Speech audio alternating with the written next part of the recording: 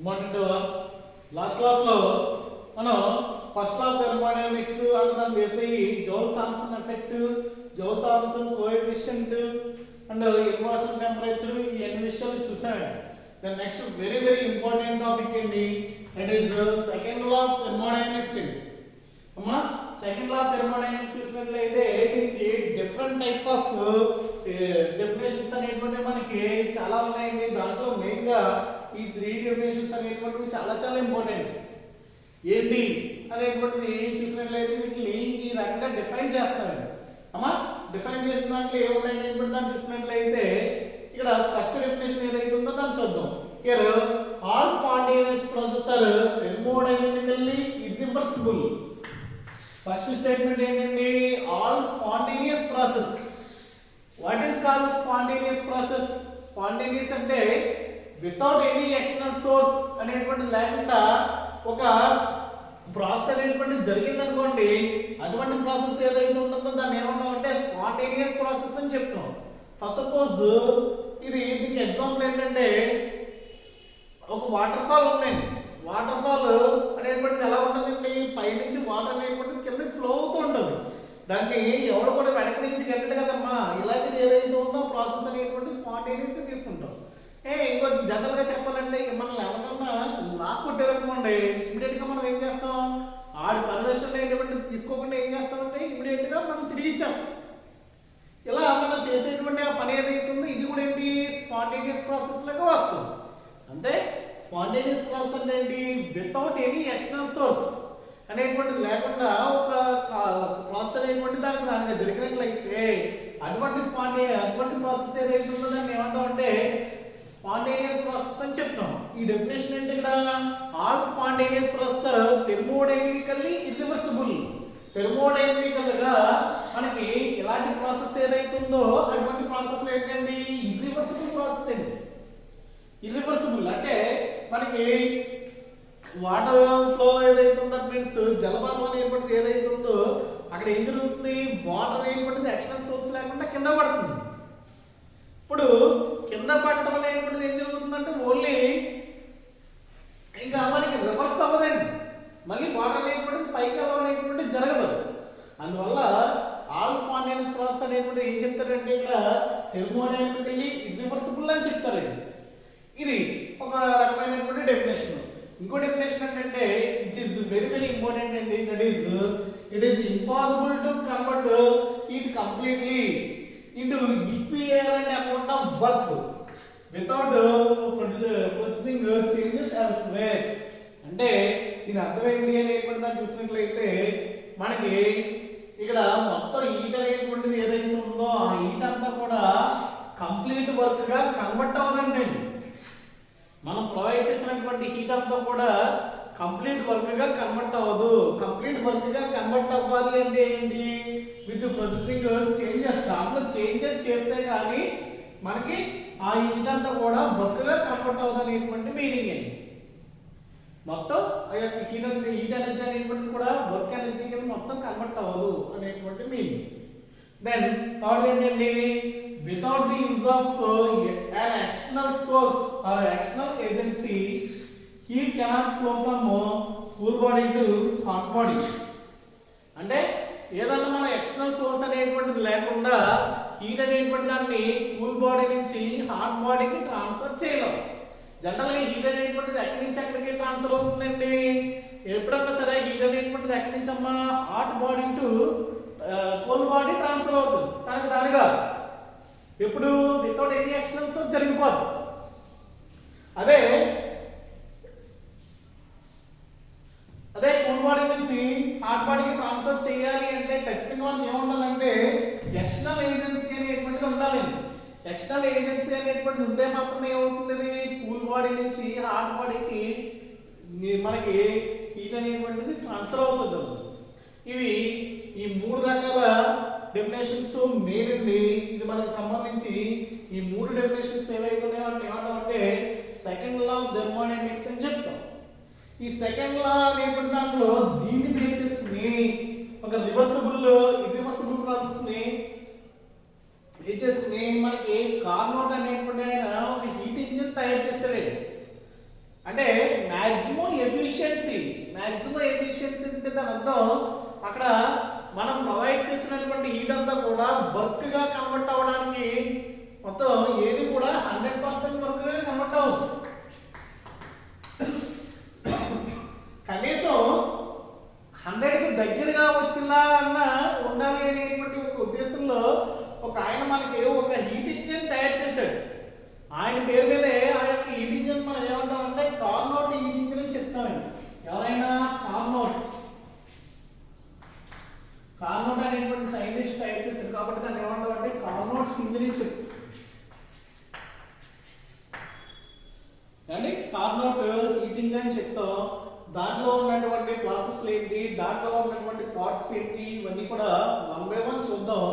ముందు అసలు heat engine లో ఏమేమి పార్ట్స్ ఉంటాయి అనేటువంటి దాన్ని చూసినట్లయితే మనకి ఏమేమి ఉంటాయండి, సోర్స్ అండ్ సింక్ అనేటువంటి మేజర్ గా 2 పార్ట్స్ ఉంటాయండి. అండ్ దీనికి సంబంధించి రెండింటికి సంబంధించి ఏముంటుందంటే వర్కింగ్ సబ్స్టెన్స్ ఉంటుంది. వర్కింగ్ సబ్స్టెన్స్ అనేటువంటిది వాడతాం. ఇక్కడ ఏంటి సోర్స్ ఏంటి సింక్ అనేటువంటి దాన్ని చూసినట్లయితే సోర్స్ అనేటువంటిది ఏం చేస్తుంది, మనం దీని నుంచి ఎంత హీట్ తీసుకున్నా సరే ఇంకా దాంట్లో ఉన్నటువంటి హీట్ ఎనర్జీలో ఎటువంటి చేంజ్ రాదండి. There is no change in heat energy, no change in heat energy. అదే మనకి ఏం చేస్తుంది, ఎంత కావాలంటే అంత హీట్ ని మనకు ప్రొవైడ్ చేస్తుంది సోర్స్ అనేటువంటిది. అదే సింక్ అనేటువంటిది ఏం చేస్తుంది అంటే మనం ఇచ్చినటువంటి హీట్ ఏదైతే ఉందో ఇది తీసుకుంటది. సింక్ ఏం చేస్తుంది అంటే హీట్ తీసుకుంటది, సోర్స్ ఏం చేస్తుంది హీట్ ని ప్రొవైడ్ చేస్తుంది.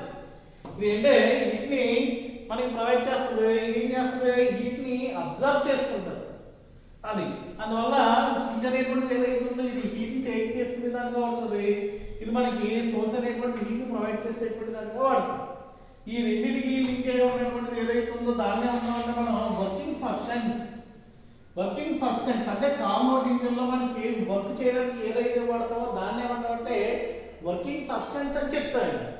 ఆ వర్కింగ్ సబ్స్టెన్స్ అనేటువంటిది ఇక్కడ మనకి కార్నోట్ ఇంజిన్ లో ఏం తీసుకుంటాం అనేటువంటి దాన్ని చూసినట్లయితే మనం దీన్ని ఐడియల్ గ్యాస్ గా తీసుకుంటాం. ఇక్కడ వర్కింగ్ సబ్స్టెన్స్ అనేటువంటిది ఏంటమ్మా, ఇక్కడ ఐడియల్ గ్యాస్ అనేటువంటిది వర్కింగ్ సబ్స్టెన్స్ గా తీసుకుంటాం. అంటే వర్కింగ్ సబ్స్టెన్స్ తో తీసుకుని ఈ యొక్క కార్నోట్ ఇంజిన్ అనేటువంటిది ఏ రకంగా పనిచేస్తుందో అనేటువంటిది చూద్దాం. చాలా చాలా చాలా ఇంపార్టెంట్, డైరెక్ట్ ఎస్ఐకి వచ్చినాయండి.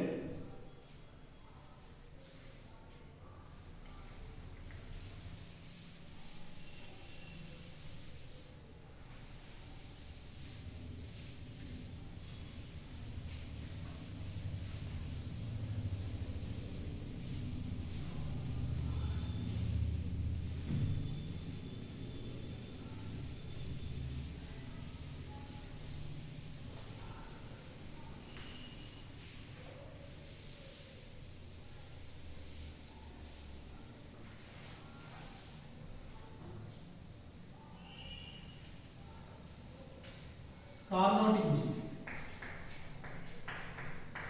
కార్నోట్స్ హీట్ ఇంజిన్ అని రాదు.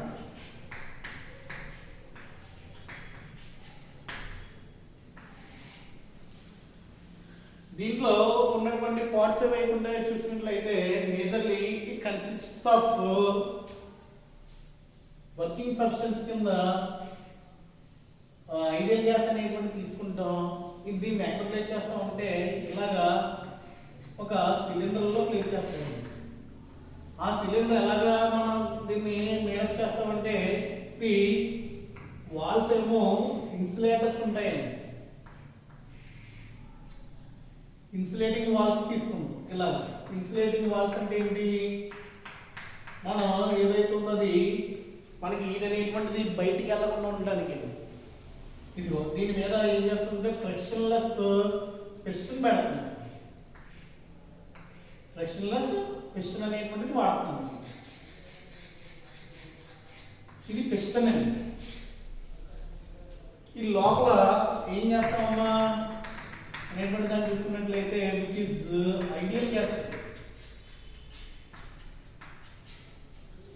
ఐడియల్ గ్యాస్ దీన్ని ఒక సిలిండ్రికల్ గా తీసుకున్నట్లయితే ఇది ఈ యొక్క బేస్ ఏదైతే ఉందో విచ్ ఇస్ కండక్టింగ్ బేస్.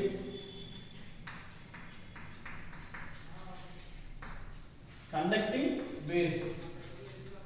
ఈ వాల్స్ ఏవైతే ఉన్నాయో దే ఆర్ ఇన్సులేటెడ్ వాల్స్.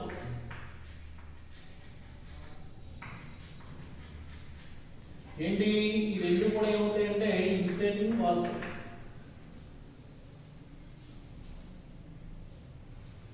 ఏంటి ఇన్సులేటెడ్ వాల్స్ అంటే దాని అర్థం ఏంటండి, ఇక్కడ మనం ఇన్సులేటెడ్ మీన్స్ హీట్ అనేటువంటిది సోర్స్ మనకి వాల్స్ నుంచి బయటికి వెళ్ళదండి. ఓన్లీ ఈ యొక్క బేస్ ఏదైతే ఉంటుందో ఈ బాటమ్ ఏదైతే ఉందో దీని గుండా మాత్రమే ఇది కండక్టింగ్ మెటీరియల్ తో తయారవుతుందండి. కండక్టింగ్ మెటీరియల్ అంటే ఏంటి, హీట్ అనేటువంటిది ఈ ఏరియా నుంచి లోపలికి వెళ్ళొచ్చు బయటికి రావచ్చు. ఈ లోపల ఏం తీసుకున్నామండి మనం ఐడియల్ గ్యాస్ అనేటువంటిది, that means 1 molar ideal gas అనేటువంటిది which is act as a working substance. Working substance గా తీసుకుంది. ఇప్పుడు వీటిని ఐడియల్ గ్యాస్ ఏదైతే వర్కింగ్ సబ్స్టెన్స్ దాన్ని దేని మీద ప్లే చేస్తామంటే సోర్స్ ఉంటుందండి. ఇక్కడ ఏం తీసుకుంటామమ్మా సోర్స్ మీద ప్లే చేస్తారు. First which is source. First దాంట్లో దీన్ని సోర్స్ మీద ప్లే చేస్తాం. ఇక్కడ మనకు కావాల్సిన ఏంటంటే సోర్స్, నెక్స్ట్ ఇన్సులేటింగ్ స్టాండ్ అండి. Insulated stand. ఇన్సులేటెడ్ స్టాండ్ ఉంది. Insulated stand. మళ్ళీ ఇక్కడ మనకి ఏముంటదంటే విచ్ ఇస్ సింక్. అండి. అది సోర్స్, ఇన్సులేటెడ్ స్టాండ్, సింక్. మళ్ళీ మనకి ఏముంటదంటే ఇన్సులేటెడ్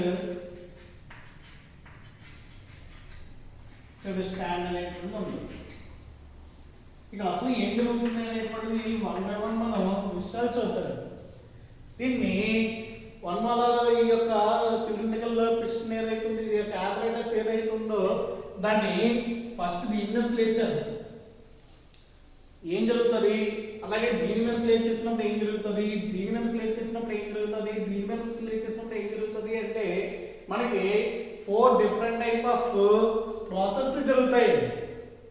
ఏంటి ఆ ప్రాసెస్ అని ఏంటంటే దాన్ని చూసినప్పుడు ఇక్కడ 4 different ప్రాసెస్లు ఏంటంటే ఈ సోర్స్ అనేటువంటిది ఏదైతే ఉందో మీన్స్ వర్కింగ్ సబ్స్టెన్స్ ని దీని మీద ప్లేస్ చేసినట్లయితే there is a isothermal expansion. Isothermal expansion జరుగుతుంది అండి. అది ఫస్ట్ దే.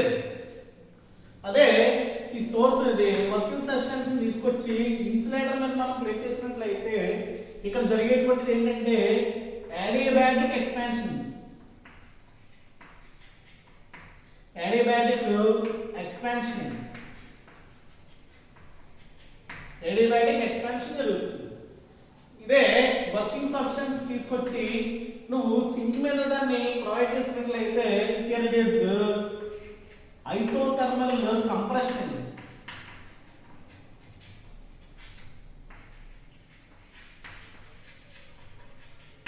ఐసోథర్మల్ కంప్రెషన్ జరుగుతుంది. తర్వాత మళ్ళీ దీన్ని తీసుకొచ్చి దీని నుంచి దీని మీద ప్లేస్ చేసినట్లయితే మనకి ఏం జరుగుతుందంటే అడియాబాటిక్ కంప్రెషన్ జరుగుతుంది. ఇలా మనకి 4 type ఆఫ్ ప్రాసెస్లు అనేటువంటివి జరుగుతాయి. ఇక్కడ జరిగేటువంటి 4th ప్రాసెస్ ఏంటంటే it is isothermal expansion, which is adiabatic expansion, which is isothermal compression, which is adiabatic compression. ఇక్కడ ఐసోథర్మల్ కంపాషన్ చూసినట్లయితే ఫస్ట్ సపోజ్ సోర్స్ టెంపరేచర్ ఏదైతే ఉందో అది T1 అనుకున్నట్లయితే which is T1. T1 అంటే isothermal means which is temperature is constant and temperature T1 constant. Isothermal అంటే ఏంటమ్మా, ఇక్కడ ఎక్స్పాన్షన్ జరిగినప్పుడు ఏది కాన్స్టెంట్ గా ఉంటుంది, టెంపరేచర్ అనేటువంటిది కాన్స్టెంట్ గా ఉంటుంది. అలాగే దీన్ని తీసుకొచ్చి ఇక్కడ ప్లే చేసినట్లయితే ఇక్కడ ఒక ప్రాసెస్ జరుగుతుంది, వర్క్. ఈ వర్క్ ఎలా జరుగుతుంది అనేటువంటి చూద్దాం నెక్స్ట్. ఆ వర్క్ అయిపోయిన తర్వాత దీన్ని తీసుకొచ్చి దీని ప్లే చేసినట్లయితే adiabatic expansion. Adiabatic expansion means here ఏది కాన్స్టెంట్, హీట్ చేంజ్ ఉండదండి, no change, no heat change, no heat change. Heat అనేటువంటిది చేంజ్ ఉండదు. ఇక్కడేమో ఏ చేంజ్ ఉండదు, టెంపరేచర్ కాన్స్టెంట్, ఇక్కడ ఏది కాన్స్టెంట్, హీట్ కాన్స్టెంట్. అదే రకంగా ఇక్కడ తీసుకుని ఇక్కడ పెట్టినట్లయితే మళ్ళీ ఐసోథర్మల్ కంప్రెషన్ అంటే మళ్ళీ టెంపరేచర్ అనేటువంటిది ఏది కాన్స్టెంట్ అంటే ఇక్కడ హీట్ చేంజ్ లేదు కదా, ఇక్కడ టెంపరేచర్ చూసినట్లయితే T2 ఉంటుంది. ఆ టెంపరేచర్ T2 ఇక్కడ మనకి ఏంటి, ఐసోథర్మల్ అంటే టెంపరేచర్ కాన్స్టెంట్ అంటే దీని టెంపరేచర్ ఎంత అవుతుంది, T2 అవుతుంది. టెంపరేచర్ లో మార్పు ఉండదు.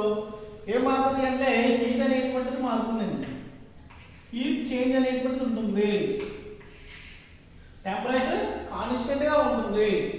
దాన్ని మళ్ళీ దీన్ని తీసుకొచ్చి దీని మీద ప్లే చేసినట్లయితే మళ్ళీ హీట్ అనేటువంటి చేంజ్ ఉండదు, టెంపరేచర్ అనేటువంటిది మళ్ళీ అక్కడి నుంచి ఎక్కడ పోతుంది, T2 టు T1 ట్రాన్స్ఫర్ అవుతుంది. టెంపరేచర్ అనేటువంటిది ఏమైంది, T2 నుంచి T1 ట్రాన్స్ఫర్ అవుతుంది. అసలు ఇక్కడ ఎవరి ఇన్సిడెంట్ దగ్గర జరిగేటువంటి వర్క్లు ఎలా ఉంటాయి అనేటువంటిది 1 by 1 ఇది మనం డిస్కస్ చేయాలి. అంటే ఇంకా బ్రేక్ ఇచ్చి చెప్పినట్లయితే ఇది మొత్తం కొలాప్స్ అయిపోతుంది. అందువల్ల ఈ యొక్క వర్కింగ్ అనేటువంటిది ఏదైతే ఉందో అది నెక్స్ట్ క్లాస్ లో చూద్దాం. మొత్తం వర్కింగ్ ఉంటుంది, దీనికి సంబంధించి గ్రాఫికల్ రిప్రజెంటేషన్ ఉంటుంది. ఆ గ్రాఫ్ ఎలా ఉంటుంది అంటే దేనికి తీసినటువంటి గ్రాఫ్ అంటే which is the graph plotted between pressure and volume. Initial గా ఐడియల్ గ్యాస్ కి ప్రెషర్ ఎలా ఉంది, వాల్యూమ్ ఎలా ఉన్నాయి, దానికి ఉన్నటువంటి ఈ పారామీటర్స్ అనేటువంటివి ఎలా చేంజ్ అవుతున్నాయి అనేటువంటిది మొత్తం ఓవరాల్ ఎక్స్ప్లెనేషన్ అంతా కూడా మనం ఆ డెరివేటివ్ పార్ట్ లో నేర్చుకున్నాం. అంటే ఇక్కడ కార్నోట్ ఇంజిన్ లో ఏమేమి పార్ట్లు ఉన్నాయి అనేటువంటిది మాత్రమే డిస్కస్ చేయడం జరిగింది.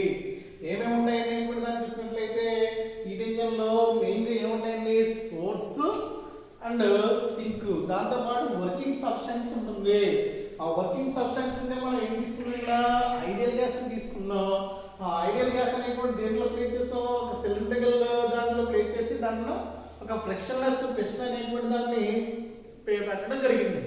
ఫ్రిక్షన్ అంటే ఒత్తిడి ఏదైతే ఉందో అటువంటిది ఇబ్బంది ఏం లేకుండా ఎప్పుడు పడితే అప్పుడు ఫ్రీగా జరిగిందో ఒక పిస్టన్ అనేటువంటిది దీన్ని ప్రొవైడ్ చేయడం జరిగింది. ఈ మధ్యలో దీన్ని ఐడియల్ గ్యాస్ ఇవ్వడం జరిగింది. అది మనం డిఫరెంట్ టైప్ ఆఫ్ యాపరేటర్స్ మీద పెట్టినప్పుడు అక్కడ జరిగేటువంటి వర్క్ ఎలా ఉంటుంది అనేటువంటి దాన్ని చూసినట్లయితే మొత్తం మనకి ఇక్కడ దేనికి రిలేషన్ వస్తుంది, మనం ప్రొవైడ్ చేసినటువంటి హీట్ కి అండ్ జరిగినటువంటి వర్క్ కి ఉన్నటువంటి రిలేషన్ ఏదైతే ఉందో దాన్ని ఏమంటారంటే ఎఫిషియన్సీ అంటారండి. ఎఫిషియన్సీ క్యాలిక్యులేట్ చేస్తాం మీ యొక్క ప్రాసెస్ ద్వారా. ఎఫిషియన్సీని నేటా అనేటువంటి లెటర్ తో ఇండికేట్ చేస్తారు. ఇక్కడ నేటా అంటే ఏం చెప్తామంటే వర్క్ డన్ బై హీట్, ఎంత పని జరిగింది, ఎంత హీట్ మనం ప్రొవైడ్ చేస్తాం అనేటువంటి దానికి రేషియో ఇది. ఈ యొక్క ఫార్ములా ఎలా ఉంటుంది, ప్రతి ప్రాసెస్ దగ్గర మనకి జరిగినటువంటి వర్క్ అనేటువంటిది ఎలా చెప్తాం, ఇవన్నీ విషయాలన్నీ కూడా మనం క్లాస్ లో మొత్తం ఎంటైర్ ఇన్ఫర్మేషన్ అంతా కూడా మనం డిస్కస్ చేద్దాం. అంటే ఈ క్లాస్ లో మొత్తం ఏంటి, అక్కడ ఎన్ని ప్రాసెస్ జరుగుతాయి అనేటువంటి మాత్రమే చెప్పడం జరిగింది. అండి ప్రతి ప్రాసెస్ కూడా క్లియర్ కట్ ఇన్ఫర్మేషన్ అనేటువంటిది రేపు క్లాస్ లో చూద్దాం.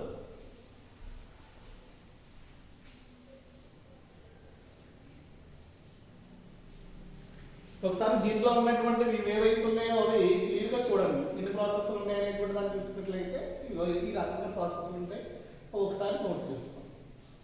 అంటే థెర్మోడైనమిక్స్ ఫస్ట్ లా సెకండ్ లా ఏదైతే ఉందో ఆ స్టేట్మెంట్స్ మాత్రం నాకు నోట్ చేసి వాట్సాప్ చేయండి, ఎందుకంటే ఆ స్టేట్మెంట్స్ ఇంపార్టెంట్.